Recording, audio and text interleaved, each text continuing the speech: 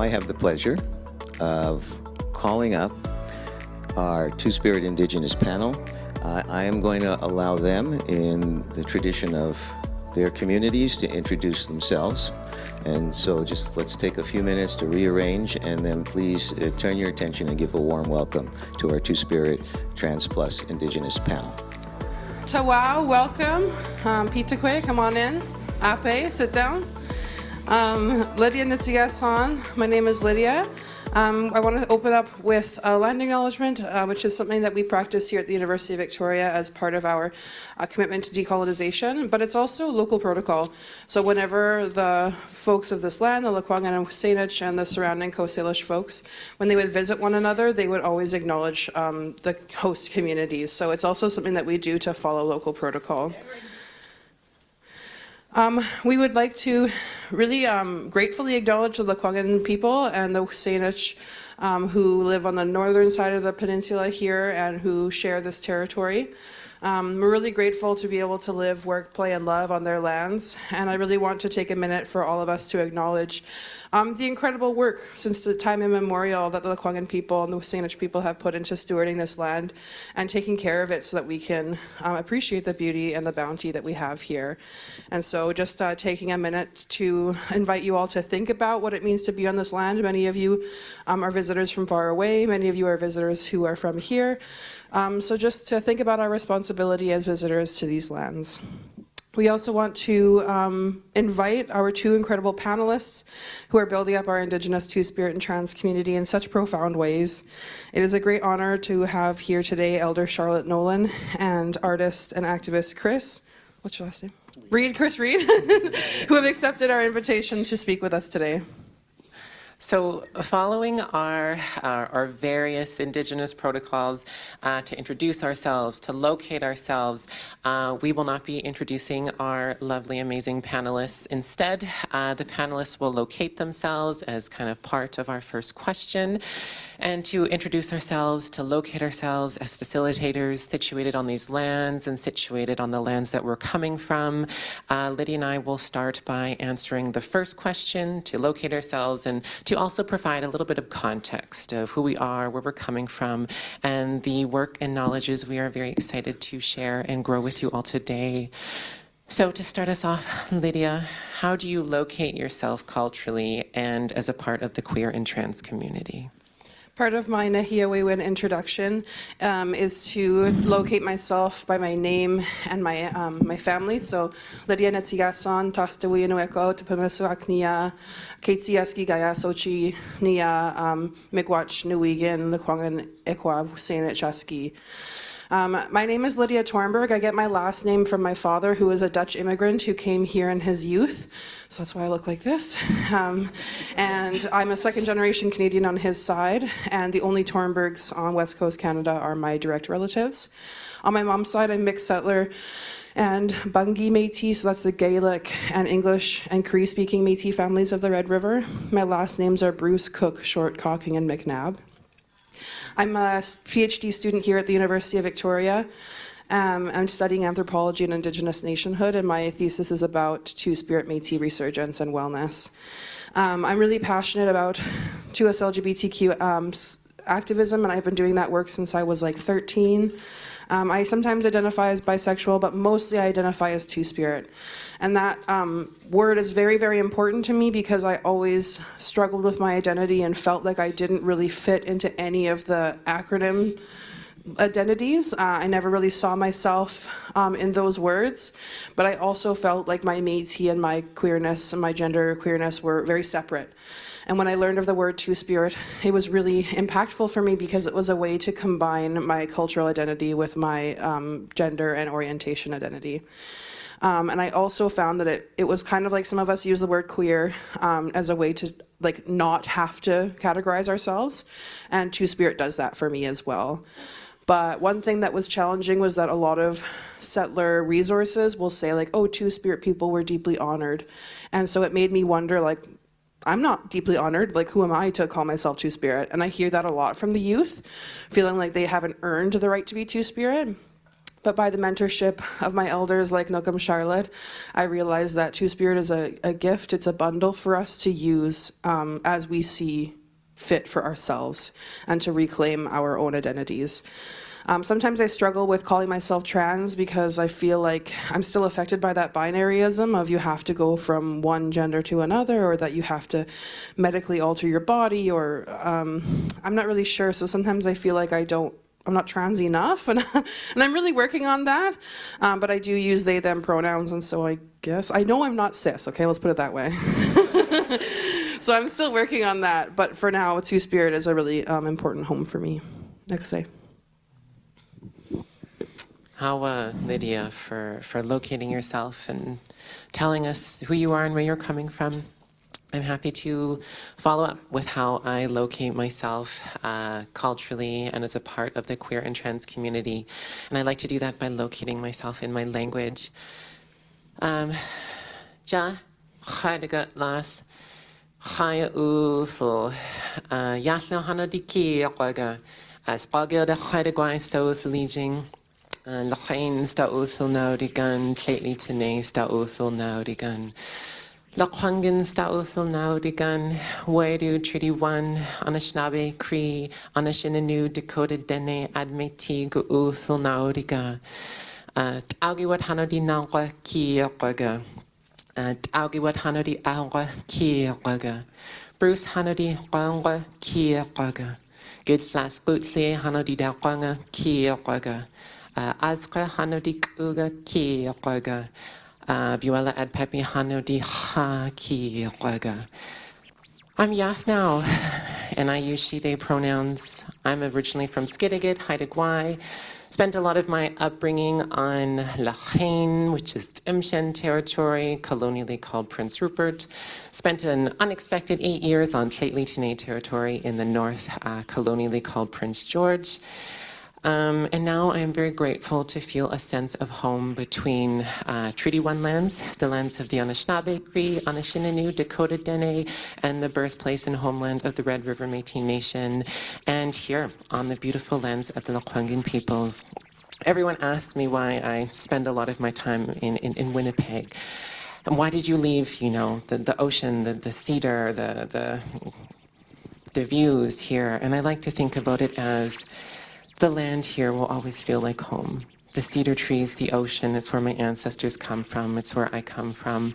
But I also like to think about, although, you know, it seems the world is riddled with lateral violence right now, I like to think of the people that I've put together on Treaty 1 as a form of home.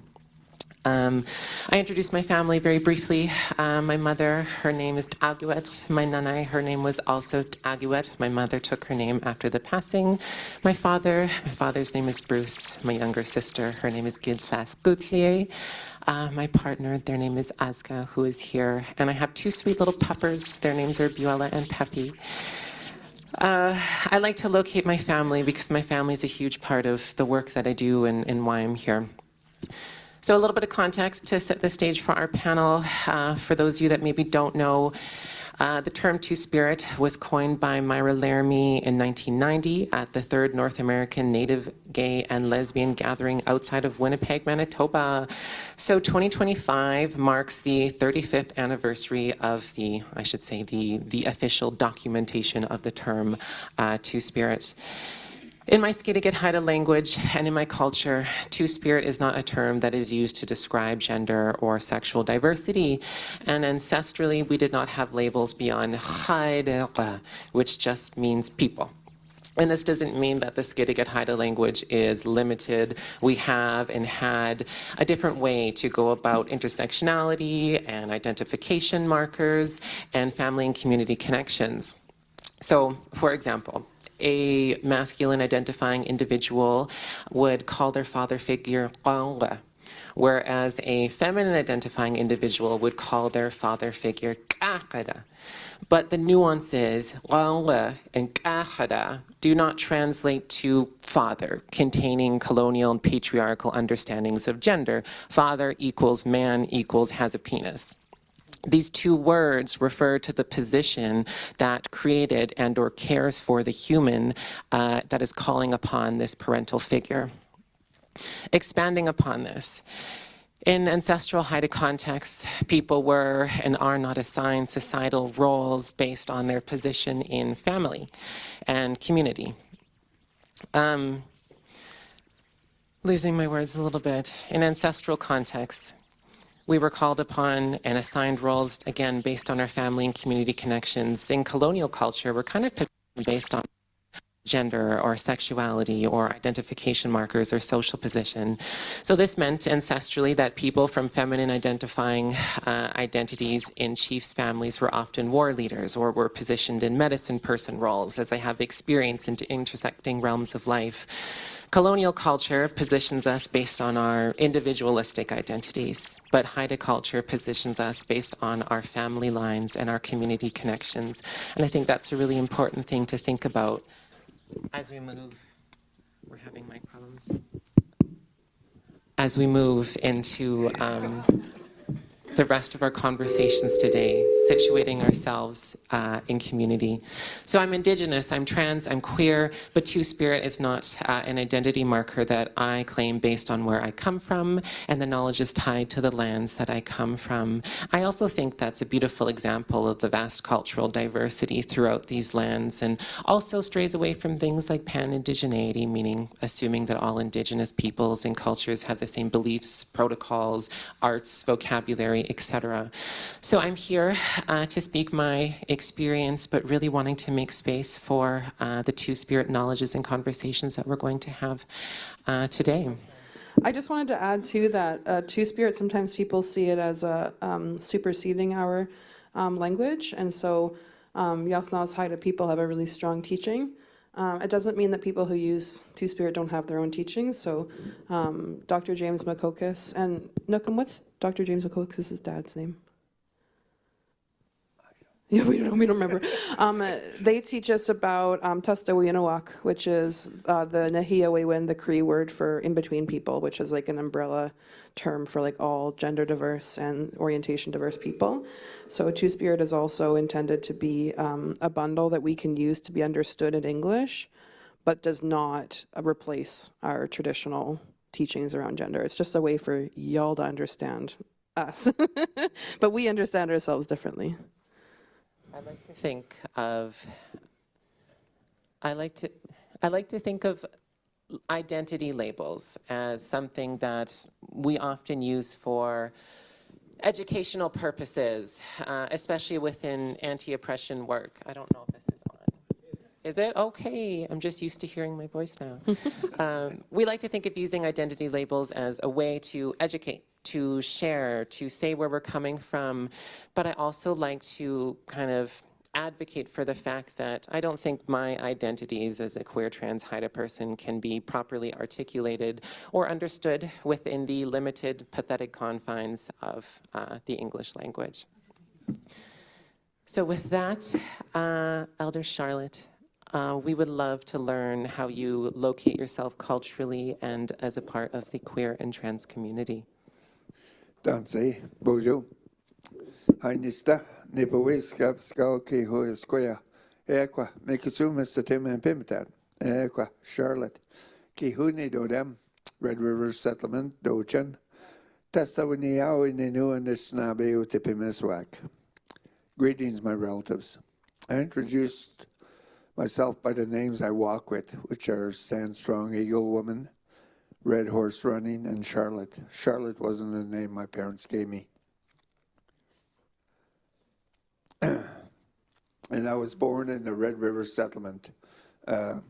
Historically, my family's been in Manitoba since 1803, when Louis Nolan, my great uncle, came and took part of the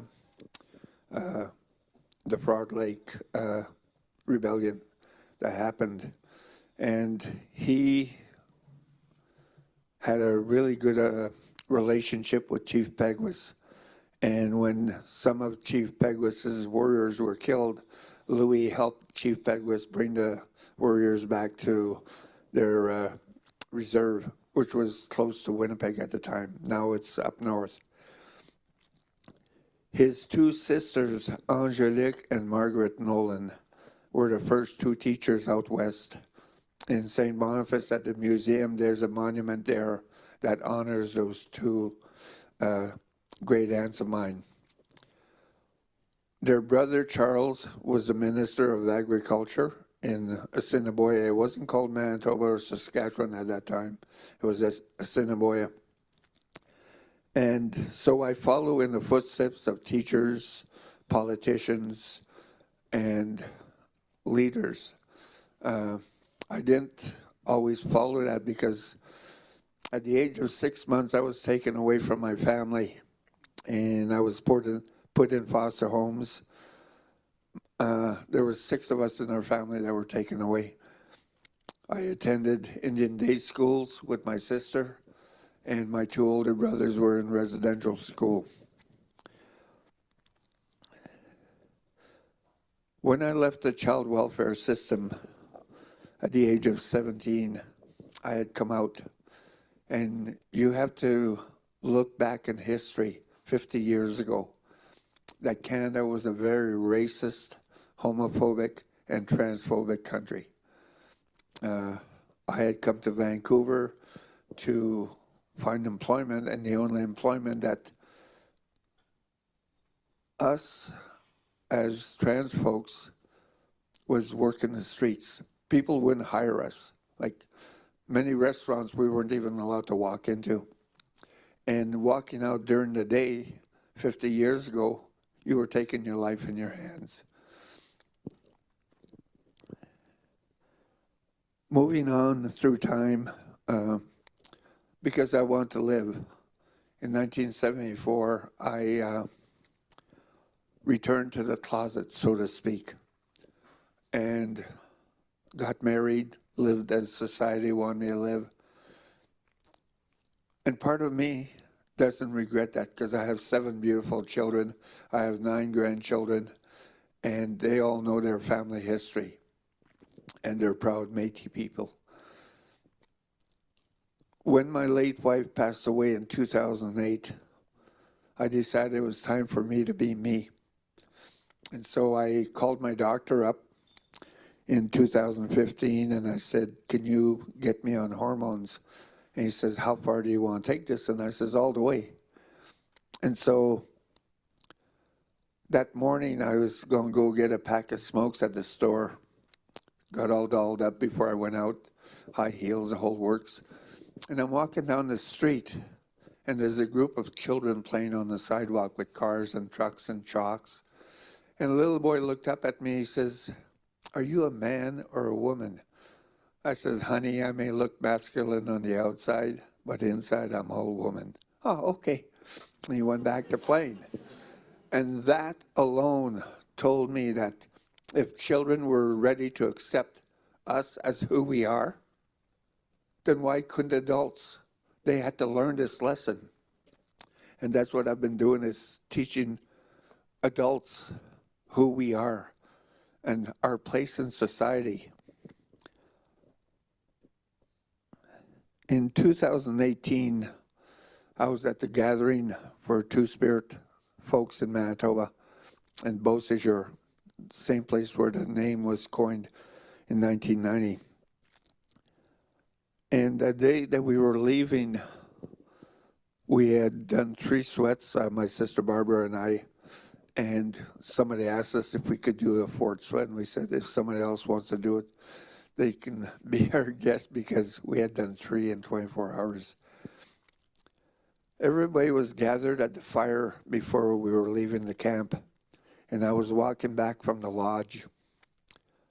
And as I started walking towards the fire, they spoke to me and said, it's time.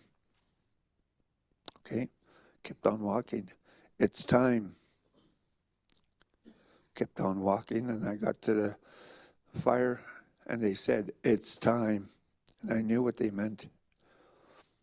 I picked up my Eagle fan, and I spoke to my relatives. And I told them, some of you have known me for years. You know I've been the sun dancer. Some have just met me this weekend.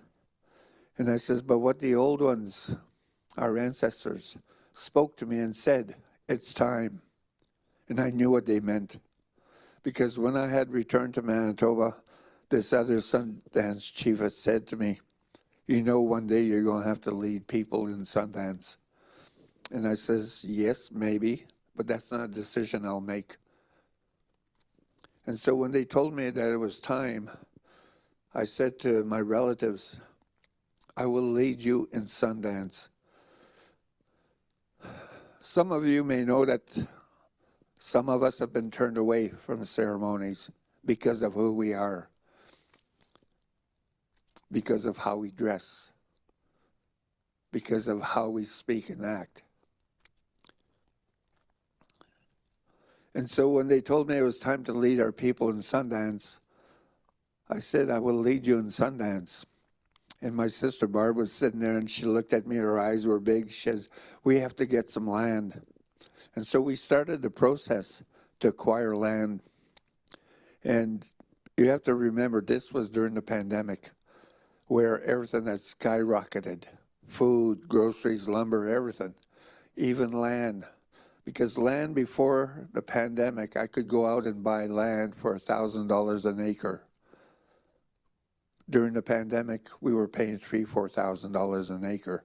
And the land was being sold within 3 to 4 hours of being on the market. So after traveling all over Manitoba, we finally found a piece of land. And when we went to see it, Albert McLeod and myself went the first time because Barb couldn't come with us. And we saw everything that was there. There was crabapple trees, there was apple trees, there was wall plums, saskatoons, choke cherries, gooseberries, Bing cherries, hazelnuts. And in the corner of the property, there was 4 huge cedar trees. And Albert and I looked at each other and said, "Yeah, this is where the Sundance is going to be held." So we went back, and then we went back to the land with Barbara, and she says, "Yes, this is where it's going to be." So we started the process of clearing the land, making it so that we could have the Sundance there. And you have to remember that the grass was over 2.5 feet tall. It was full of wood ticks, but we had about 30 volunteers that came out. And we cut the grass with 2 broken down lawnmowers. We cut wood that needed to be cut, and we cleaned it up as much as we could. Then we had to look for the poles for the arbor. And we had spoken to Will Goodon with the MMF, and the MMF had purchased 360 acres east of Selkirk. And on that land, there was a Sundance arbor. This other Sundance chief had held a Sundance there. And they were going to cut the poles down and just burn them. And Barb and I both said, "We'll take them." So I went back on the following Monday with the truck and trailer. And we took down the arbor. And I made 2 loads to haul those logs out to the land. Then when we started building the arbor, it was 2 girls who were drilling the holes with a great big gas auger. Like they had to drill holes about 3.5 feet deep. I was cutting the poles to length, and Barbara was hauling them. And you have to remember, Barb and I were both in our 70s. And we got the arbor put up. Last year after the Sundance, we both realized that the thousands upon thousands upon thousands of volunteer hours that have been put into this land, it's just immense. I've never seen that type of volunteerism. When we held our first Sundance in 2023, we had 22 dancers, and we had about 400 people that came to attend the Sundance. Barb and I were dancing with the dancers, and somebody came up to me on the 3rd day and said, "I've never seen the Sundance chief dance with the dancers like the 2 of you have done." And I told that individual, I says, when I told the people I was going to lead them in Sundance, I meant I was going to lead them in Sundance, that I wouldn't expect them to do something I wouldn't do myself. My brother was down for that Sundance. He had come from Abbotsford, BC. And on the Friday, I told the people that I was going to be dragging the buffalo skulls. And so they tied me to 7 buffalo skulls. And I went around the arbor and they wanted to cut me. And I said, no, I have to break free. So I went around the tree and tied the skulls to the tree.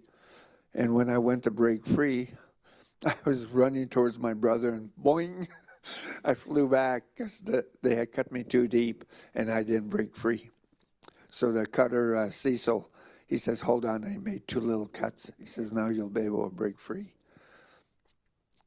When I broke free, I fell into my brother's arms. And at that moment, the world had changed. I now knew the world as a place where Two-Spirit people could have ceremony. Two-Spirit people would have a safe space to come and attend these ceremonies. And at the end of the Sundance, I told all the people there, not just the dancers, but all the Two-Spirit people that were at the Sundance, Two-Spirit Manitoba may hold the title to this land, but this land is yours. This is your home.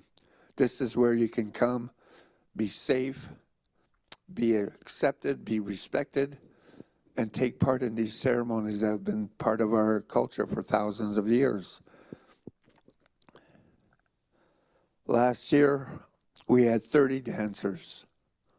And this year, we're going to have over 40 dancers, between 40 and 50 dancers this year. So it's growing. And due to the climate south of us, we expect more dancers from the States to come down. We expect more relatives to come down and participate in this ceremony. Last week I was sitting at home and I was thinking about my life and what it's been, the trials, the tribulations, the failures, the successes. And I never imagined when I was a little boy being taught by those nuns and priests that I would be where I am today. I never thought that I would be working at a university, the University of Manitoba. I never thought that I would be working for the federal government, and I've been with them for 3 years.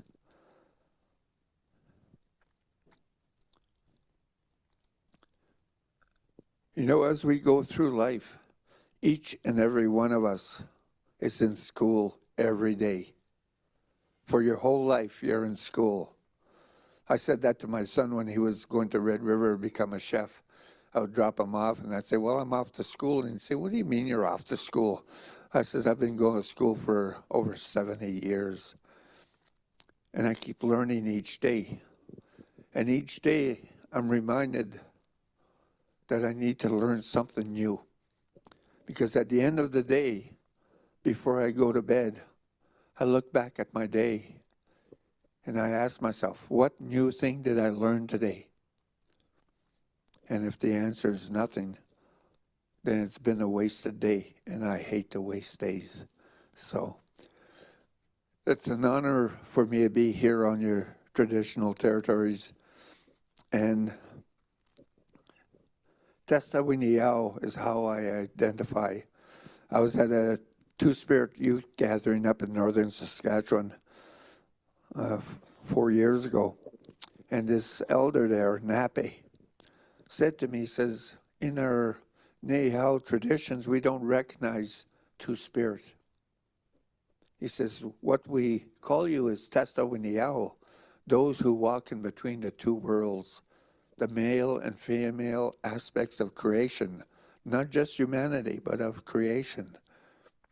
And also you walk between this physical world that we all see and know, and the spiritual world where we return to when we leave. So for me, I identified as Two-Spirit for a number of years. Part of me is still Two-Spirit, but I identify as Tasawiniao because that's what I see. I see this physical world, but I also see the spiritual world. And when I'm in the sweat lodge and the ancestors are talking to me, I'll hear their words. Sometimes I'll see them. My sister Barbara, she hears the messages. Me, I get to see the messages. And when it's time for me to leave, I'm going to be asked two questions. Have you learned all you can learn? No one may will say yes to that. But more importantly, have you taught all you can teach? And I definitely want to say yes to that. Because when I fasted the first time up at Lake Couch and Uncle was there, and when I came off the mountains, we were smoking a pipe, and he said to me, you're going to go through life, you're going to have many teachers. You're going to learn many things. Some of the things that I've had to learn is about ceremonies, how to run a sweat lodge, how to be a sun dancer, how to doctor people. And I remember the first time I was asked to doctor someone, and I got scared. We were at a sweat lodge, and the lodge keeper asked me to doctor this woman who had cancer. And so we sat in the lodge, and I was scared, but then Uncle came, and he said to me, remember the teachings I gave you. Because he had taken me with him when he was doctoring Chief Dan George's great niece up in North Vancouver. And he says, pay attention, because one day they're going to ask you to do this. And he was referring to the old ones. So that's me in a nutshell. In Manitoba, I'm related to probably half the province, if not more. That's us as Métis people, Otipemisiwak, those who rule themselves. So thank you. Ekose, kinanas kumatin.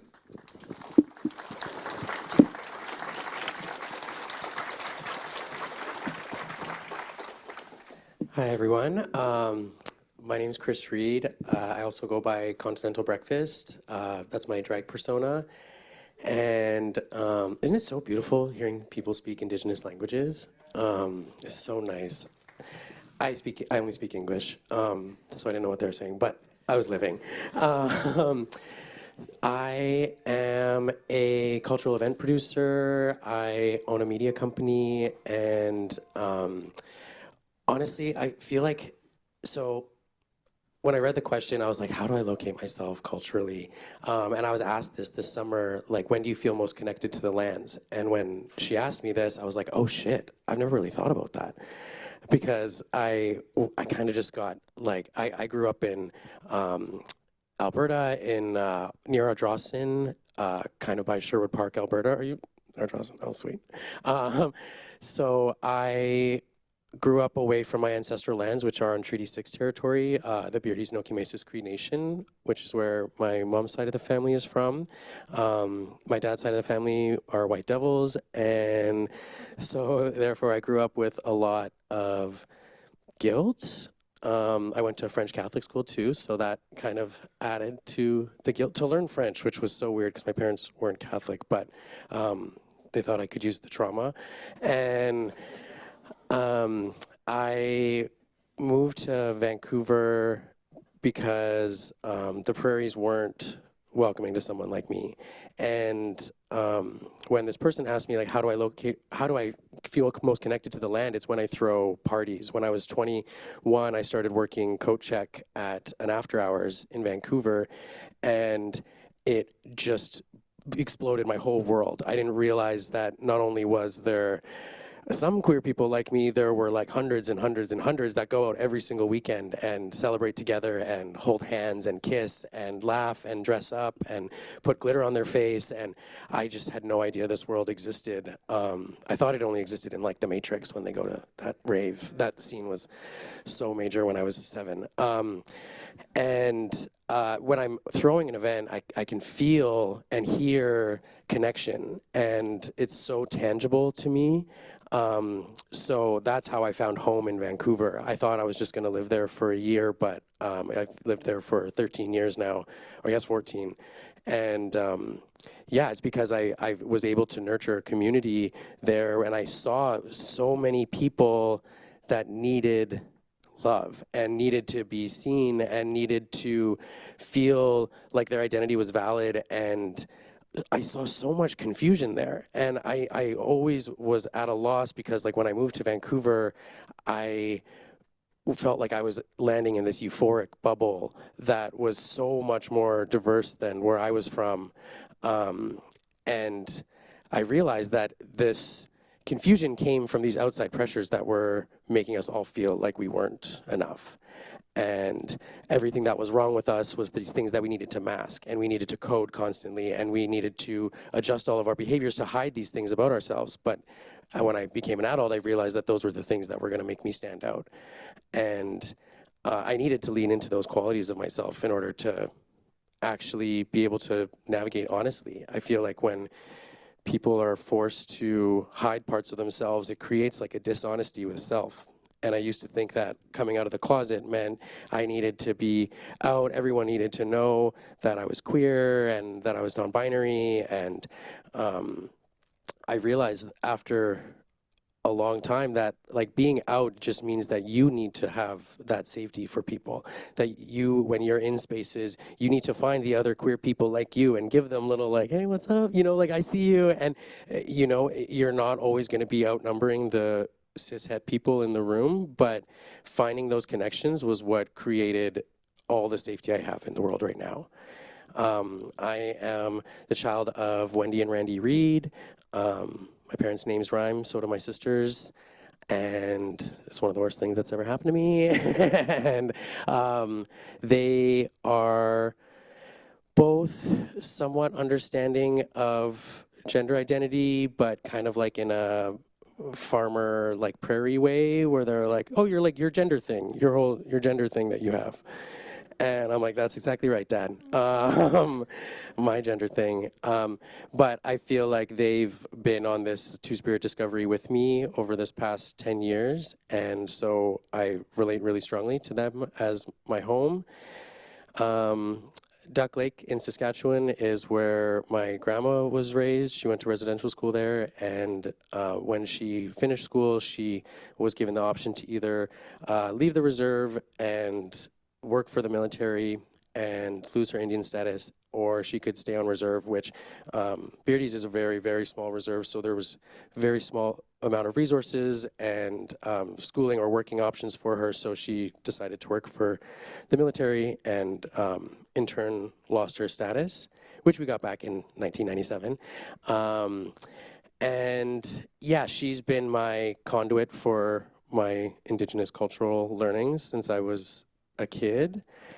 And yeah, I think she exemplifies how I try to live my life. I think when I was 21, I don't know if I'm allowed to say this on a panel, I went on like a really long psychedelic journey. Okay, yeah, so I took acid for like 60 days and I learned a lot. It really changed how I see the world, and I realized then that I needed to dedicate my life to fundraising. That was like my revelation. I got sober too. I stopped doing drugs and drinking too in that 2 months. And I realized that, yeah, I needed to fundraise in order to live like the most potent life I could.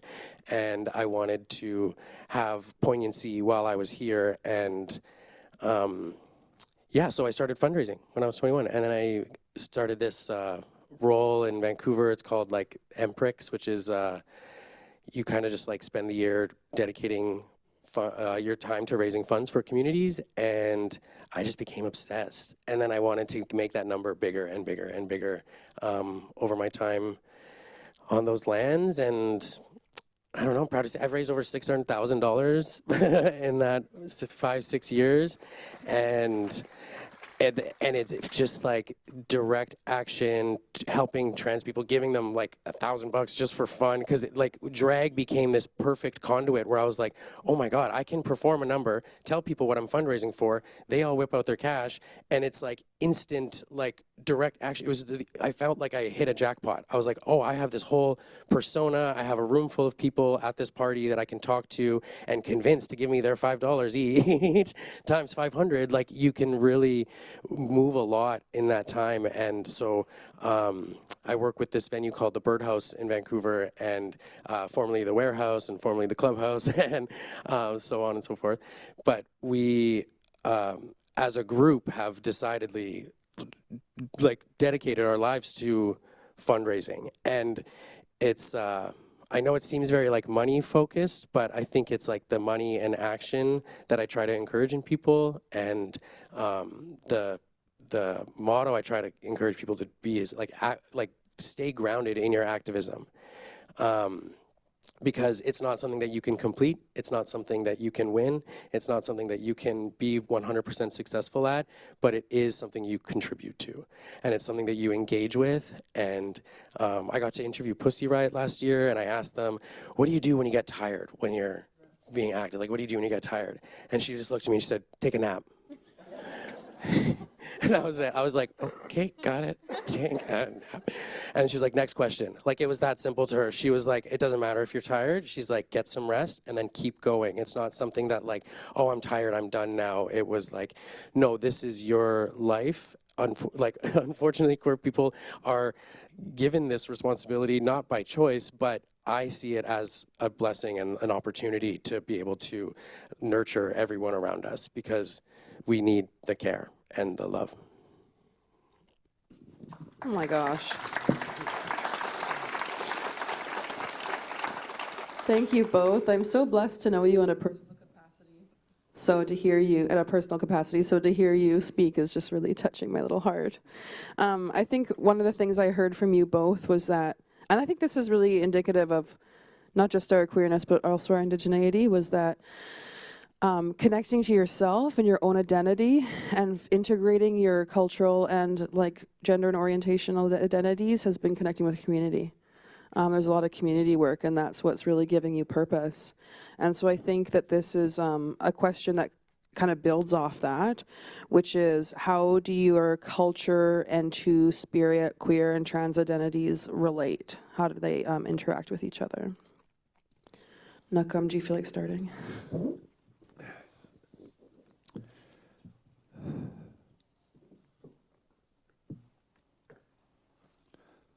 It's who I am. It's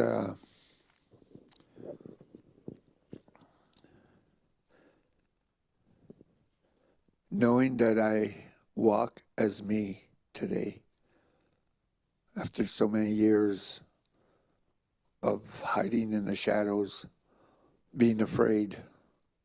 Today I walk with pride, with honor, and my biggest pet peeve is that when we look at the suicide rates in our communities across this nation, across Turtle Island, we have the highest rates of suicides, and I want that to stop. I want our children and our youth and our adults to know that they are loved, that they are accepted for who they are, that they will be respected for who they are.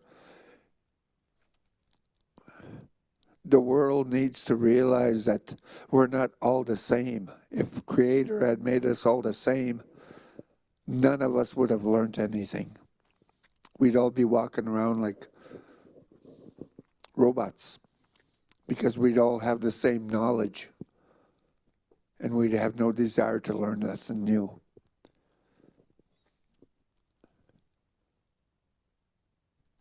having survived in this world for 75 years now, I've seen the ugly parts of it, and I've seen the beautiful parts of it. When we had that gathering in 2018, Southeast CFS had brought out 12 young people that were in child welfare. And when these young people got off the bus, you could see the fear because they didn't know what was going to happen. By the second night, these young people were all performing. They had done all their makeup and everything else, and they had a whole bunch of aunties, and they were performing on stage. When they left with a full heart. And they came back the following year, and as soon as they got off the bus, we're home. That's what I want to see across this country.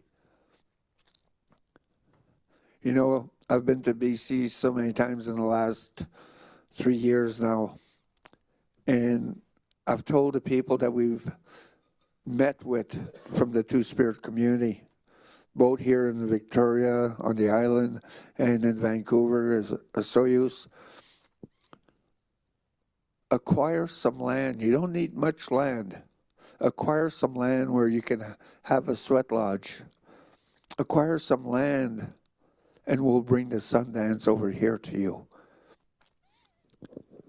Our young people, and I've seen this at our Sundance, they came in and there was questions in their mind. You could see it in their eyes. And when they left with the knowledge that they can be part of all these ceremonies. They can be part of a community that is growing and growing. And no matter what Pumpkinhead to the south says, we are a strong, united community in Canada. And we're going to keep on being strong and growing some more, you know.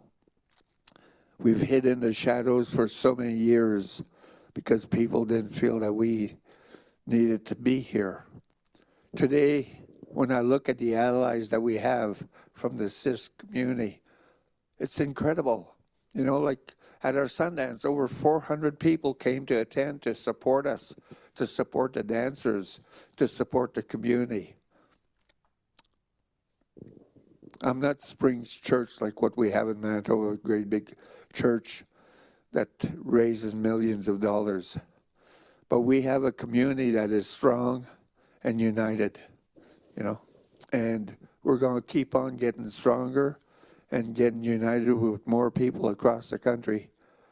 Last Saturday, I attended a meeting with Two-Spirit Youth in Nova Scotia. And they're buying land this year. They got given a grant to buy some land, and they're looking for 3-4 acres of land so they can put up a sweat lodge, so they can put up the teepees, so they can come together, be safe, be included, be respected, and be accepted. And that's all what we want, you know? That's all what we want. So, kinanas konten, ekose. Could you repeat the question, please? Sure can. How do your culture and Two-Spirit/queer/trans identities interrelate? Okay, so for me, they are the same thing. I feel like I spent forever trying to separate each part of myself into like categories so that they could make sense for different people, and these like reductive terms people wanted to use for me in order to describe me. Like, I just remember always being really confused. It all seemed very outward. Like, I was like 5 and I was like, maybe I'm a girl, and someone was like, you're gay, and I was like, hey, what? I'm not thinking about sex. Like, I'm 5.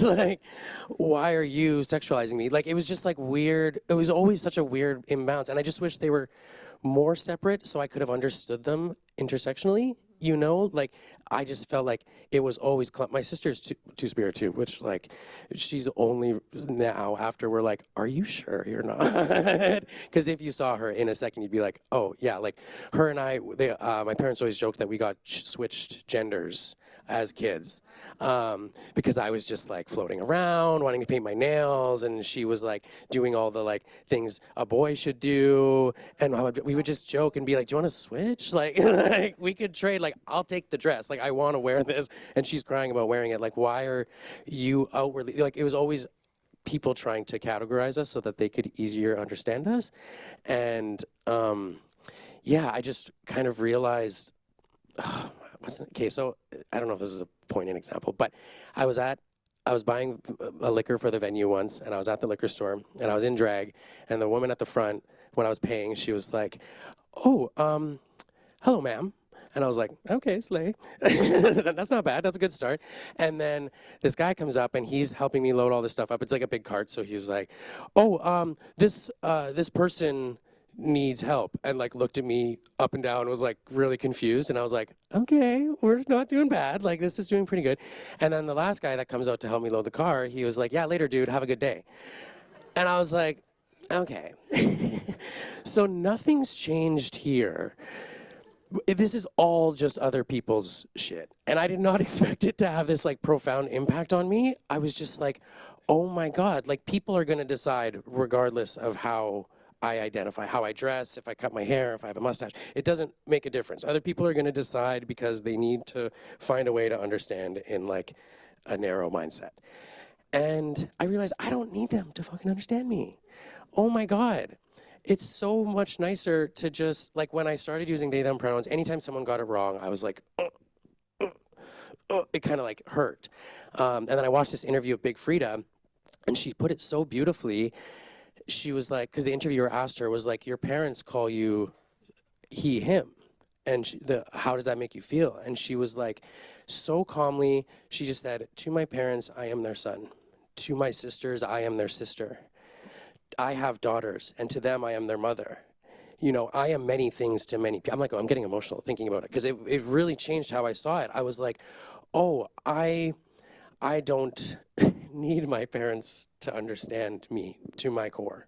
You know, they raised me to be kind and gentle and soft, and to pretend like I was filled with soda before I went to rooms so that people were excited to meet me. You know, they taught me these morals that I carry out in my two-spirit existence, and I use it to help people in the community. So they taught me all of these values that have nothing to do with gender, and they taught me culture. And now that I'm able to marry my identity with my culture, I feel complete, you know? Like there's no complication. When the door's closed, like, thank the creator for the fucking quarantine, because like, oh my God, I got some time by myself and I realized who I was. And I think that happened for a lot of people. Like, you're gonna go to the grocery store, people are gonna he, him, me based on my email name. Like they don't even know how to navigate it. And the word, like you said, the word two-spirit was like a gift for English-speaking people to try to just be like, here's a word that you can just use to easier describe something really nuanced and beautiful and complex and evolving. And we did that, those interviews where I met you, where at the Two-Spirit Symposium, part of the way I archive in my work is I interview so many people. I think I've interviewed like over 600 people. And not one person had the same answer for like, what does being two-spirit mean to you? You know? So when I hear these like English-speaking white cis people trying to be like, oh yeah, two spirits, you're like a boy and a girl.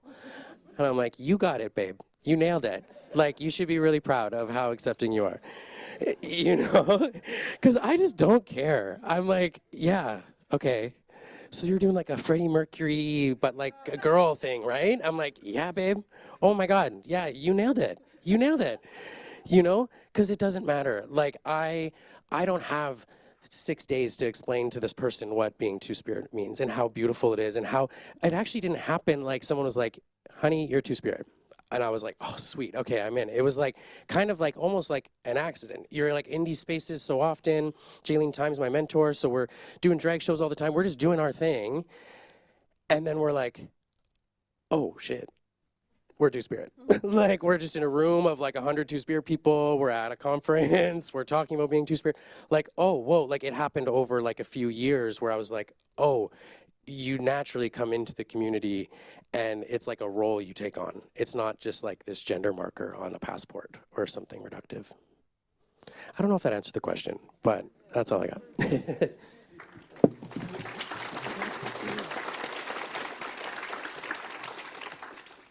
Hawa, thank you for your story and your thoughts and your reflections, and my heart is with you right now. That was beautiful. So kind of extending on that and reflecting on that and thinking about that, thinking about your own journeys and taking kind of like the key pieces you've both really shared with us today and emphasized. What do you want other Two-Spirit, queer, and trans Indigenous people to know or to think about or to maybe embody as something that you've been making me think about? How do we embody our identities in a way that are to the core of ourselves and that goes way beyond what other people think or perceive or assume? Charlotte, would you like to start us off on that? Sure.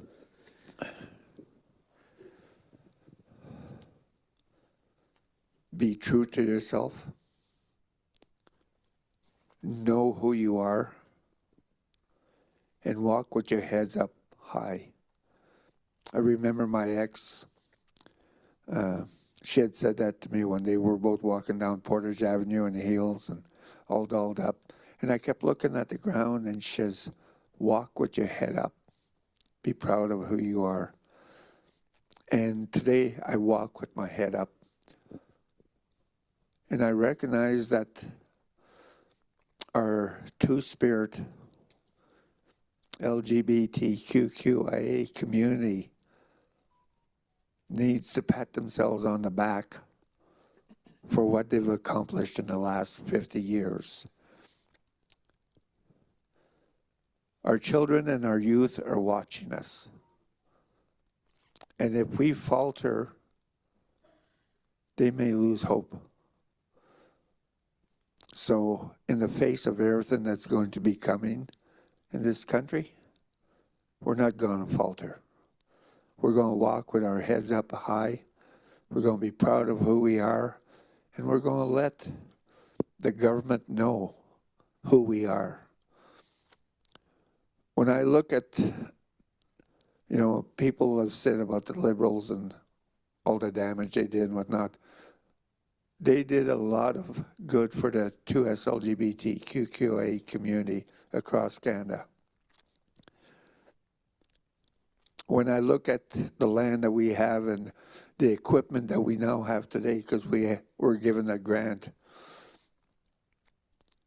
it was made possible because they gave us the money for that. And we just are sending a letter on Monday to all the parties that are running for elections.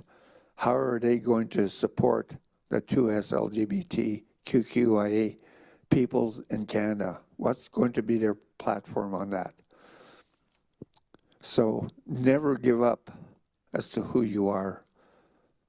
Always be proud of the ones that walked before you and walk with your head up high and know that we are all a part of a big family, When I speak about our Sundance families, mine stretches from coast to coast. I've been dancing for 28 years this year. And the people that I've met and the people that have supported me, I can't say enough about them. I look at my own family, My son, when we go grocery shopping or something, and the cashier will misgender me, which they do often. And he'll get right up in their face and it's Miss, not he or him. It's Miss. And to my kids, I'm still their dad. I always will be. But I'm Charlotte. My nieces and nephews all called me auntie. My brother and my sister, when they came around, I'm the youngest of 8. There's only 3 of us left. But when they came around, they both said the same thing. I love you, sis. And to me, that was like winning a 649 jackpot, you know. We need to support one another. We need to stand up for one another. And if we hear somebody saying the wrong thing, we need to speak out, you know.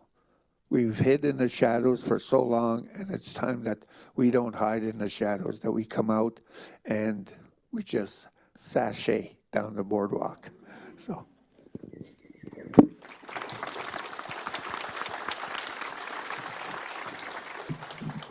I'm just like sitting, crying, smiling at you, just like, it's so beautiful. Okay, I wrote down answers for this one because I didn't want to miss anything. Okay. Some of these are a bit unhinged. So first one is you don't have to say the right thing, just say like 7 good things. This goes for all trans people, I feel like all gender diverse people. There is a magic in you that's undeniable. And when people talk about, like in Western culture, talk about like star quality, the charisma, that je ne sais quoi, like that, you have it innate inside of you.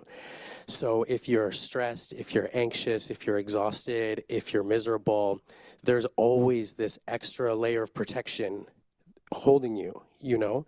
And these ancestors that you don't even know about, like thousands of years of ancestors holding you because you're a part of this community with them. And when you're practicing your true self, you're reflecting them. You know, and I think about ghosts as memories. Like anytime you think about somebody, they're with you. I lost a very dear friend, Kingfisher, who was a drag king in Vancouver, who revolutionized our scene, like completely changed it, and then was taken from us way too early. But I learned that he is now my nearest ancestor, and he made me realize how many people I actually had protecting me that I didn't even know about. People that I haven't met, people from my family, other two-spirit people in my family, you know, because there were so many people that also had to hide who they were. They weren't able to live honestly like we can now. And I know that there's still dangers, but we need to confront them because we have this extra protection and we need to take advantage of that. You know, it shouldn't be this fear, it's like a strength. Use fashion as armor. People are gonna stare at you. Let them fucking have it. You know, give it to them. Make sure you're wearing exactly what you want. It doesn't matter if you completely cover every queer part about yourself up with clothes, they're still gonna stare. They know, people just know, it's so annoying. They just know. So lean into it, just like let them have it. Oh my God, make it so obvious to every single person that sees you that you're queer. Nature, I just wrote nature. That's a big one. Don't be afraid to learn software. It's gonna impress the shit out of people. You just gotta take a YouTube tutorial. I started a whole media company from taking YouTube tutorials. I'm a university dropout, so. If you're angry, wait 24 hours to answer the email. Yeah, this one I learned the hard way. Yeah, so many times. Try drag if you haven't. You have to try it at least once. Unless you're cis, white, and straight, then be careful. You can try it, but be careful.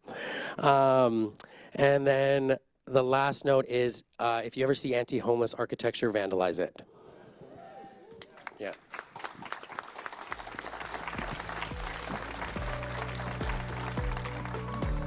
Those are some incredible reflections, thoughts, experiences, and a friend in high school, she used to always tell me, to be vulnerable is to be beautiful, and there was a lot of vulnerability in the space today, so Hawa, thank you. Thank you all for your attention. Enjoy the rest of the conference. Thank you so much to our panelists.